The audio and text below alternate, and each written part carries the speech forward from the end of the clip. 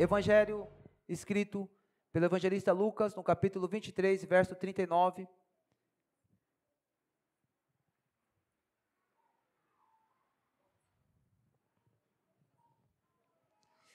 Todos encontraram? Eu vou ler e deixa a Bíblia aberta, por favor. E um dos malfeitores que estavam pendurados blasfemava dele, dizendo: se tu és o Cristo, salva-te a ti mesmo e a nós. Respondendo, porém, o outro, repreendia-o, dizendo: tu nem ainda temes a Deus, estando na mesma condenação. E nós, na verdade, com justiça, porque recebemos o que os nossos feitos mereciam, mas este nenhum mal fez. E disse a Jesus: Senhor, lembra-te de mim quando entrares no teu reino. E disse-lhe Jesus: em verdade te digo, que hoje estarás comigo no paraíso. Feche os teus olhos. Deus Santo, nós te glorificamos por mais uma vez estarmos reunidos para a glória do teu nome. Neste momento a tua palavra será pregada. Pai, faça o teu reino avançar. Ajude as pessoas que vão me ouvir a compreender o teu evangelho. É para a tua glória, é a tua causa. Senhor, glorifica o teu nome na minha vida. Assim eu peço e já te agradeço pela infinita bondade, por esta oportunidade, no nome santo de Jesus. Amém e graças a Deus. O evangelista Lucas, ele relata um dos momentos cruciais da vida de Jesus, se não, ou melhor, um momento crucial da vida dele. Todo o evangelho consiste nisso, preste bem atenção, em duas coisas: regeneração e salvação. Todo o evangelho consiste nisso, em regeneração e salvação. Foi o que houve aqui, nesta oportunidade. Jesus estava no madeiro. A morte por crucificação era uma morte habitual que os romanos realizavam a todas as pessoas que cometiam a sedição. O que é isso aí? O que significa a sedição? Na época, os judeus, a nação de Israel era uma nação escrava, vassala do governo romano. Eles eram tributários de Roma. E qual que era o desejo? Era a soberania. Era ser um Estado livre, como a República Federativa do Brasil é.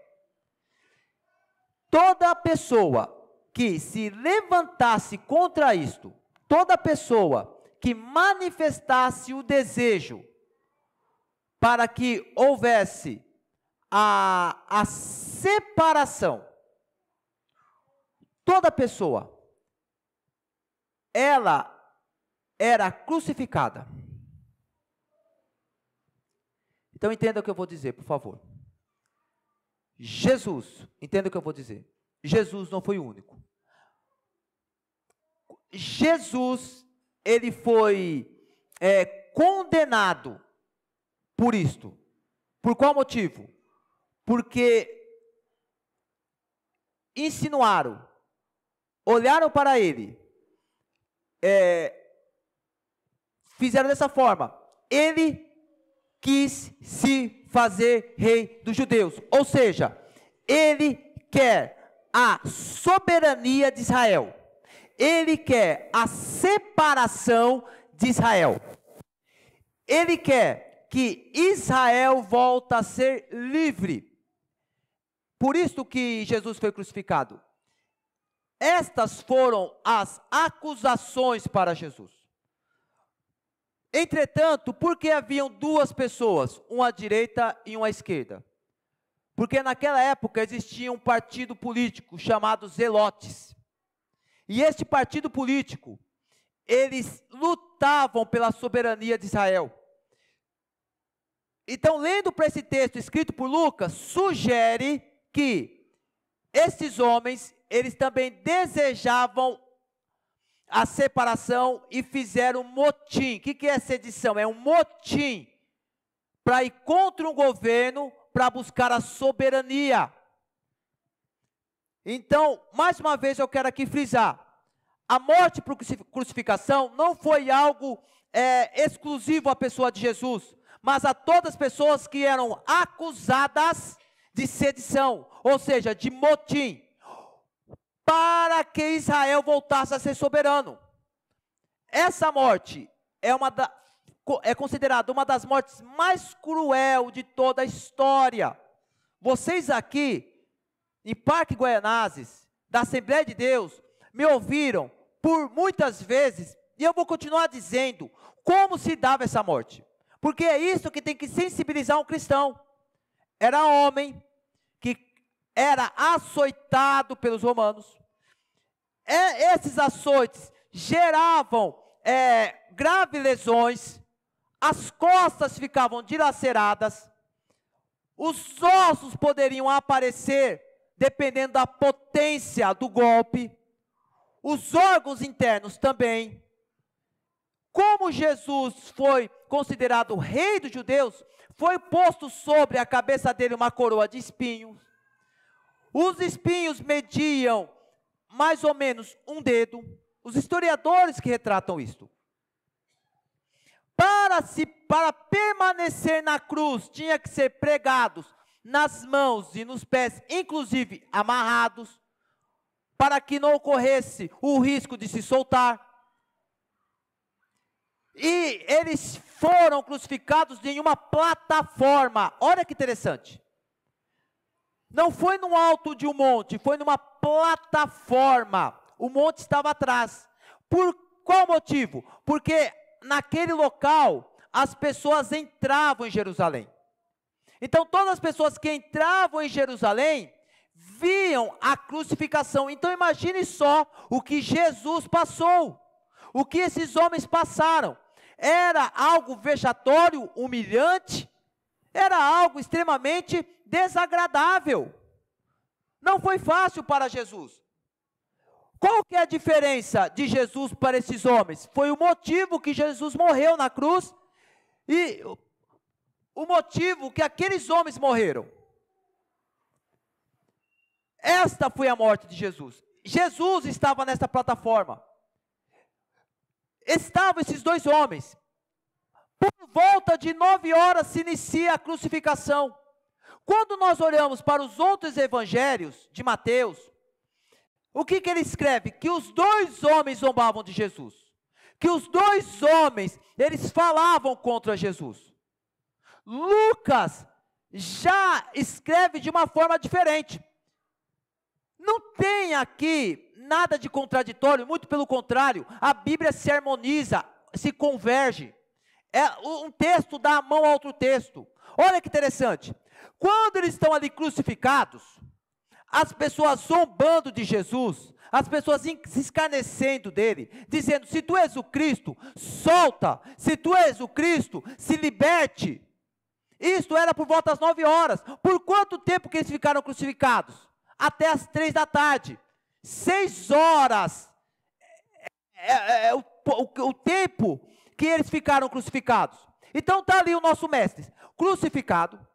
Por qual motivo? Para que nós fôssemos salvos, para que nós chegássemos a Deus. Ele é o Cordeiro de Deus que tira o pecado do mundo. É por causa da pessoa de Jesus que nós temos a salvação. Então, quando as pessoas começaram a zombar de Jesus, Jesus se silencia, muito pelo contrário. Ele pede a Deus que perdoe as pessoas, porque as pessoas não estavam sabendo o que estavam realizando, o que estavam fazendo. E esses dois homens estavam olhando a postura de Jesus, uma à direita e uma à esquerda. Então, inicialmente, os dois homens começam a insultar Jesus. Inicialmente, os dois homens começam a zombar do Senhor Jesus. Passado um tempo, Lucas registra isso aqui. Um permaneceu zombando. Um permaneceu escarnecendo. Um permaneceu na postura inicial. E o outro, malfeitor? Não. Primeira atitude deste rapaz. Ele fala assim, olha que interessante. Verso 40. Respondendo, porém, o outro repreendiu, dizendo: tu nem ainda temes a Deus, estando na mesma condenação? Ou seja, o que ele está dizendo? Nós vamos morrer. Para nós vai acabar. É o último momento das nossas vidas. Nem neste momento você teme a Deus. Nem beirando a morte você teme a Deus. É o fim. Está acabando. Este homem, no verso 41, ele toma a primeira postura de uma pessoa que se arrepende. Olha o que ele fala. E nós, na verdade, com justiça, porque recebemos o que os nossos feitos mereciam. Qual foi a primeira postura desse malfeitor? Reconhecer os seus feitos. Reconhecer os seus pecados. Ele diz assim, olha a primeira postura dele. Nós estamos aqui porque nós merecemos. Nós estamos aqui porque os nossos feitos contribuíram para isto.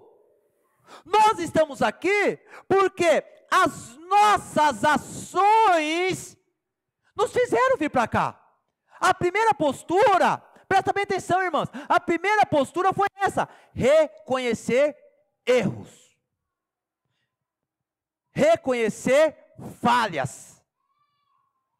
É sinal do quê? De quebrantamento de coração. É sinal do quê? De humildade.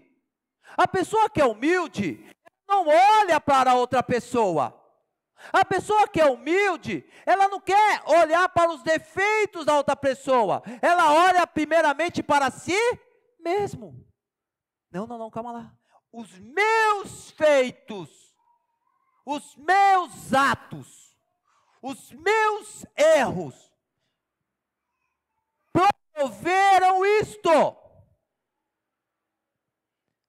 A primeira posição, já anotem aí, é reconhecer erros, reconhecer pecados. Aí, qual foi a segunda posição deste homem?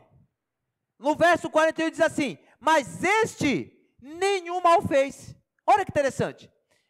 Ele fala assim para o outro malfeitor: este que está no centro, ele não errou.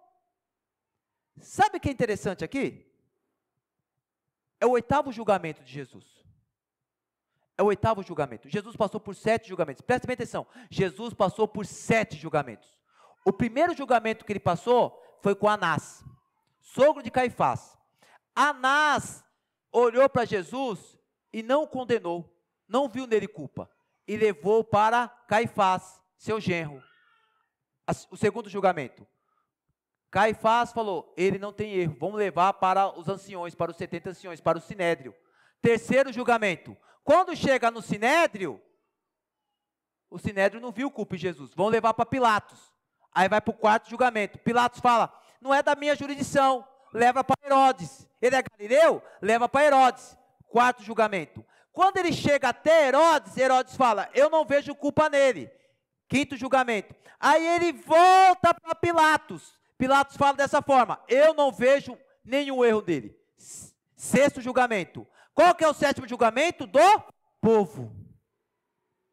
O povo condenou Jesus, sem ele ter culpa nenhuma.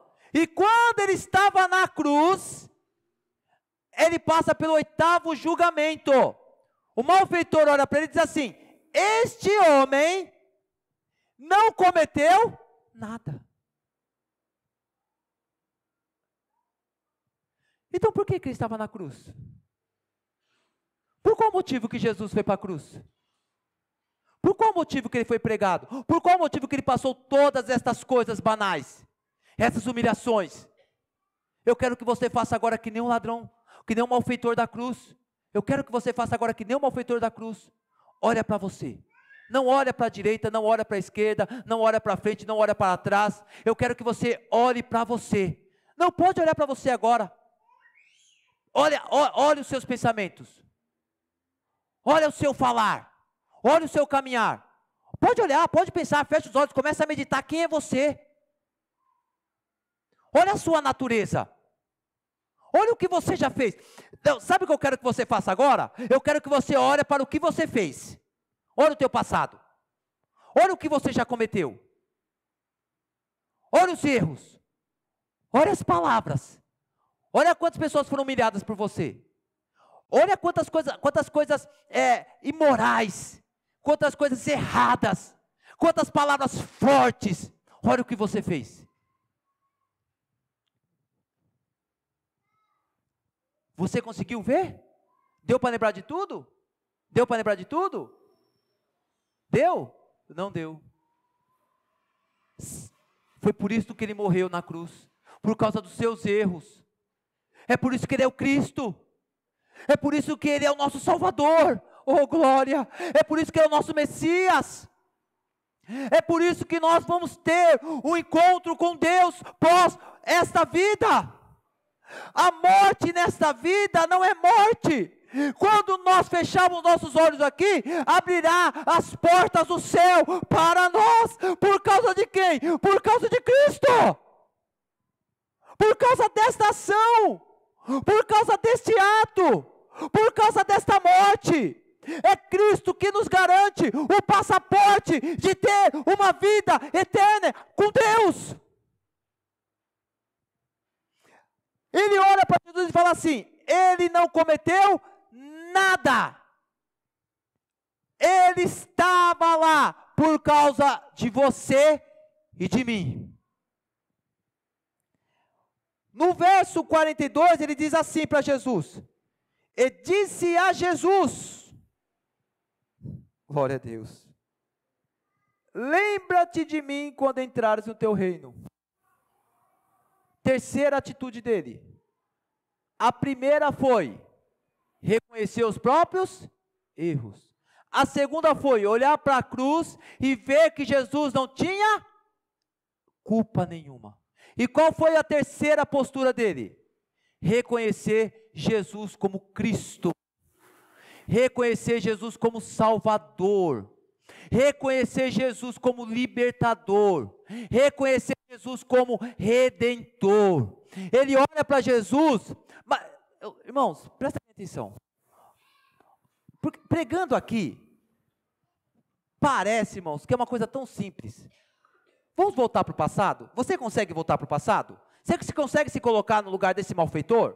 Você consegue se colocar? Se coloca lá, suas mãos pregadas. Começa a mentalizar, os seus pés pregados. Você foi açoitado. Você olha para um lado e vê uma pessoa igualzinho a você. Todo desfigurado. Como este malfeitor viu em Jesus o Cristo? Me explica. Como isso? Como isso? Como? Me explica. Você consegue me explicar? Eu não tenho explicação. Ele olha para um homem, igualzinho a ele, na iminência para morrer, todo desfigurado, humilhado. Ele olha e diz assim: lembra-te de mim. Ele olha e fala assim: Senhor, Tu és o Cristo, Tu és o Deus, Tu és o Messias, Tu és o Salvador. Senhor, Tu és o meu Deus. Como pode isto? O que houve naquele momento? O que aconteceu naquele momento? Uma ação sobrenatural do Espírito Santo de Deus. O que ocorre naquele momento? A regeneração, a palingenésia. Se aquele homem saísse da cruz, ele seria uma nova criatura. O que aconteceu com aquele homem? Aquele homem, ele teve um arrependimento sincero, ele se converte a Cristo. Eu quero que vocês olhem para mim, entendam o que eu vou dizer. Uma à direita e uma à esquerda. Duas pessoas na mesma situação. É o que acontece com a igreja atual. Não entendi, pastor. Quantas pessoas estão dentro das igrejas?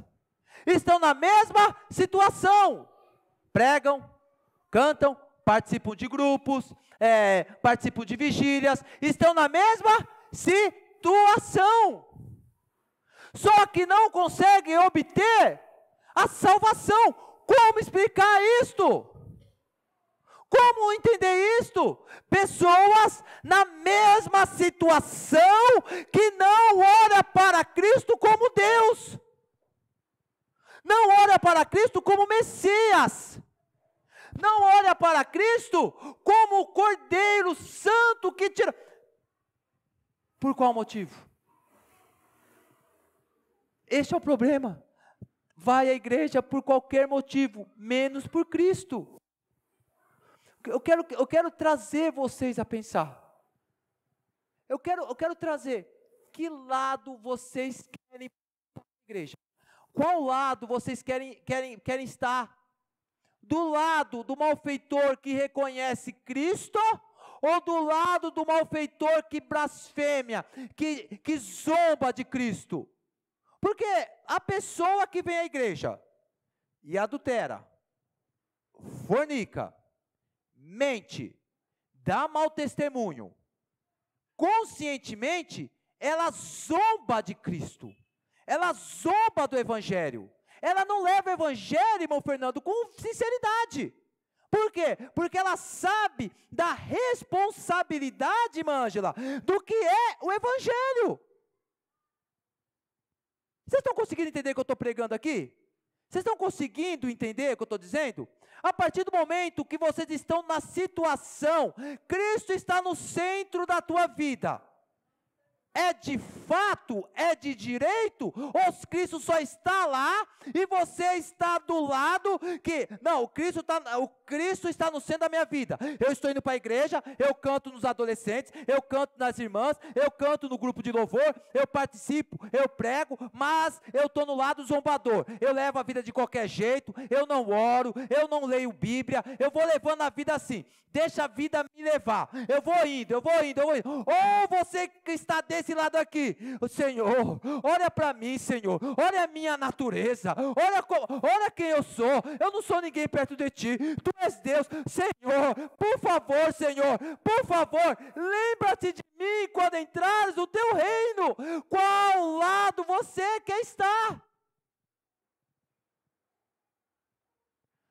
Porque não adianta nada estar na igreja e não ser uma igreja. Não adianta nada participar de um grupo e não estar inserido no corpo. Não adianta nada você pregar, mas não falar do Evangelho. Mas tem como pregar seu Evangelho? Sim. Começa a falar muitas coisas bonitas, vira um bom orador, mas não fala do Evangelho. Eu estou querendo trazer consciência a vocês do que eu vivo com meu Deus. Eu estou trazendo a vocês o que eu vivo com meu Cristo. Eu não quero estar desse lado, eu quero estar desse lado aqui, ó. Senhor, eu estou na mesma condição do que a dele. Eu participo da ceia, eu participo do canto, do grupo de louvor, eu prego o teu Evangelho, eu estou na mesma condição que a dele, Senhor, mas eu só peço uma coisa para ti, eu não quero olhar para ninguém, eu quero olhar para mim, e eu confesso os meus pecados. Senhor, lembra-te de mim, quando entrares no teu reino. O que houve neste homem? Regeneração, se uma nova criatura. Igreja da Assembleia de Deus aqui em Parque Guaianazes, faça parte do corpo místico de Cristo. É momento de despertar, é momento de dizer: Senhor, lembra-te de mim, porque Jesus, Ele é um fogo consumidor. Da mesma forma que Ele salva, é a mesma palavra que vai condenar. É o momento de nós dizermos assim: lembra-te de mim quando entrares no teu reino.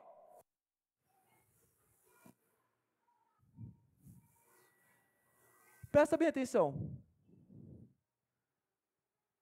Você está passando por dificuldade? Você passa por lutas? Você passa por batalhas? Foi o que eu disse no início do culto. Imagine passar todas as dificuldades e depois perder a salvação.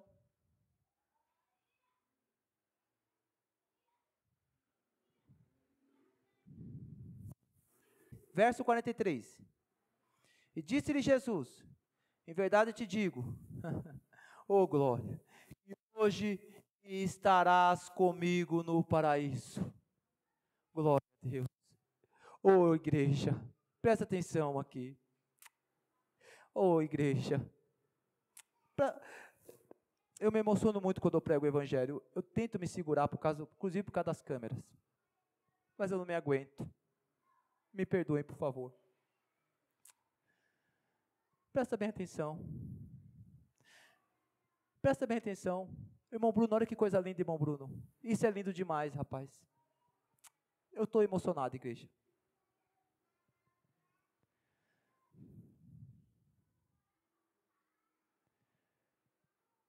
A lei humana condenou este homem. Reflitam comigo, por favor.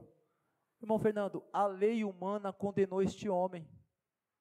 Adolescentes, a lei condenou este homem. A lei disse assim, ó: acabou a vida de você. A sua vida acabou. Eu sou a justiça. Eu sou Pilatos. Para você, acabou. É o teu último dia. É teu último fôlego. Você não vai ver mais sua esposa. Você não vai ver mais seus filhos. Você não vai ver mais seus amigos. Você não vai ver mais ninguém. Quando a lei condena, quem aparece? A graça. O que é graça? Favor imerecido. Ele merecia a morte. A lei falou assim para o malfeitor: basta, acabou, para você se finaliza hoje. Ponto final da tua vida. Quem aparece para este homem? A graça de Deus que promove a salvação dos homens. Jesus fala assim, ó: a lei te condena, a cruz te mata, os homens se apontam o dedo para você, mas eu, Cristo, sou a graça. Ainda hoje estarás comigo no paraíso. Entenda o que eu vou dizer. A lei pode te condenar, os teus pecados podem dizer que você não pode, Satanás pode te acusar, mas eu venho nesta noite pregar o evangelho da graça. Nada é mais poderoso do que a cruz de Cristo, e nós que temos por confiança na cruz, o poder da palavra da cruz. Eu não prego esta noite a história de Abraão, a história de Isaac, a história de Jacó. A igreja está extremamente cansada de ouvir história do Antigo Testamento. Nesta noite eu venho anunciar o poder do evangelho, o poder da palavra, que é a cruz. O que consiste a cruz? Consiste assim, ó: ainda hoje estarás comigo no paraíso. Te condenaram, falaram que é basta, mas Cristo está dizendo assim: a porta do céu se abre, o véu se rasga, ainda hoje estarás comigo no paraíso.